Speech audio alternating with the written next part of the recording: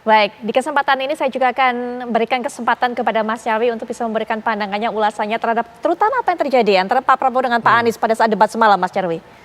Ya, saya kira memang ya contrasting kalau kita lihat ya dalam debat semalam itu diawali, saya ngomong diawali ya, itu dari Pak Anies dengan Pak Prabowo. Jadi dari awal kan positioning mereka antara perubahan dengan keberlanjutan tuh maling menonjol gitu loh.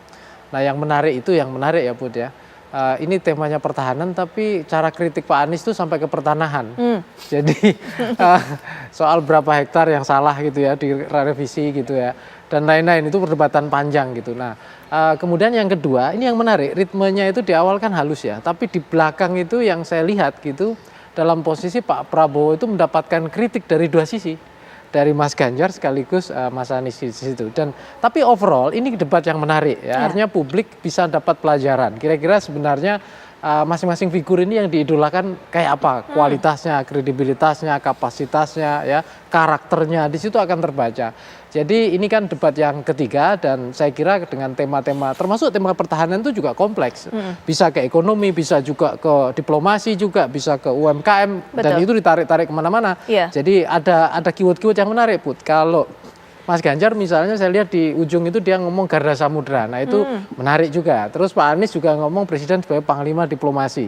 Nah saya kira hal begini. Nah sayangnya Pak Prabowo nggak amplifying gitu loh. Nah, mungkin tugasnya Bung Bobi nanti untuk ke sana gitu ya kira-kira gitu. Nah ini yang saya kira gitu ya debat ini perlu ditunjukkan positioning masing-masing capres itu kayak apa. Nah nanti berikutnya cawapres juga begitu. Nah kira-kira pemilih saya kira juga pasti akan berpikir kira-kira saya lebih suka yang mana ya. Nah, kan gitu karena debat ini bukan untuk mereka saja, berarti ya bukan, tapi untuk pemilih, ya. Jadi biar pemilih makin tercerahkan, makin terdidik dan makin yakin dengan pilihannya. Itu kira-kira Bu. Baik, nah selanjutnya kami juga hanya bisa berikan kesempatan kepada masing-masing narasumber, jubir dari para capres, 3 capres ini untuk bisa memberikan closing statement. Mungkin saya akan awali terlebih dahulu dari Bang Bobi terlebih dahulu. Silakan Bang Bobi. Apalagi tadi kalau kata Mas Nyarwi adalah mungkin saya bisa simpulkan semua ini masyarakat sebenarnya menanti Pak Prabowo bisa ada punchline yang menonjok begitu, karena ini merupakan tema sehari-hari yang dikuasai oleh Pak Prabowo. Kemudian juga ada data-data, tapi itu yang sepertinya mungkin tidak ada ataupun juga dinikmati, tidak didapatkan oleh masyarakat. Silakan Bang Bobi. Terima kasih, saya sangat bangga apa yang ditampilkan Bapak Prabowo semalam karena beliau sangat tegas untuk memastikan programatiknya itu dimengerti oleh masyarakat. Sehingga beliau tidak ingin terjebak serangan-serangan terhadap atributnya. Dalam suatu perdebatan itu bagusnya adalah bagaimana kita mengelaborasi, mendetilkan misi dan visi dalam bentuk programatik kita. Tetapi seperti dilihat yang diserang adalah atributnya. Dan yang kita lihat yang diserang itu adalah barang yang ngawur semua, yang itu bukan merupakan tupoksinya beliau. Sehingga inilah yang saya ingin sampaikan, saya sangat bangga beliau bisa menunjukkan kepada masyarakat bahwa beliau itu lebih baik, dia itu tetap akan menyampaikan yang benar dibandingkan dia untuk ikut dalam arus menyampaikan informasi yang salah, yang ngawur dan menyesatkan masyarakat. Saya sangat bangga dan saya rasa debat semalam adalah bentuk dari kepemimpinan Bapak Prabowo bahwa beliau ingin selalu menyampaikan hal yang benar. Baik, pernyataan penutup juga Bang Ismail, silakan singkat Bang Ismail. Dari sejumlah jejak pendapat yang dilakukan di platform media sosial menunjukkan dan memperlihatkan bahwa Mas Anies masih jauh unggul dibanding yang lainnya sama seperti debat pertama. Sehingga kami begitu yakin dan begitu percaya diri bahwa bangsa ini butuh sosok pemimpin seperti Mas Anies, pemimpin yang demokratis, pemimpin yang transparan, tidak ada yang perlu ditutup-tutupi. Baik, terakhir juga Bang Ciko singkat.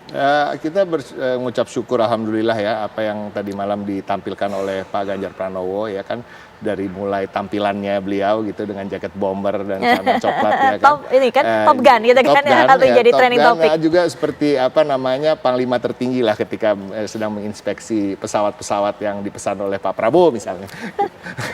Tetapi intinya Pak Ganjar dia sempat menyampaikan visi misi tentang poros maritim dunia, Garda Samudra tadi, tetap menyampaikan visi misi tentang ide pertahanan 5.0, angkatan siber dan lain-lain yang tentunya menjadi diferensiasi dengan capres-capres lain yang pasti itu yang diutamakan, bukan soal kritik mengkritiknya yang kita utamakan, tapi kembali lagi kita sampaikan juga apresiasi untuk capres-capres yang lain, tapi kalau boleh dibilang kasihan lah Pak Prabowo. Dia sudah tua dan lelah, Mas Bobi. Jadi sebaiknya yang muda-muda lah menggantikan beliau.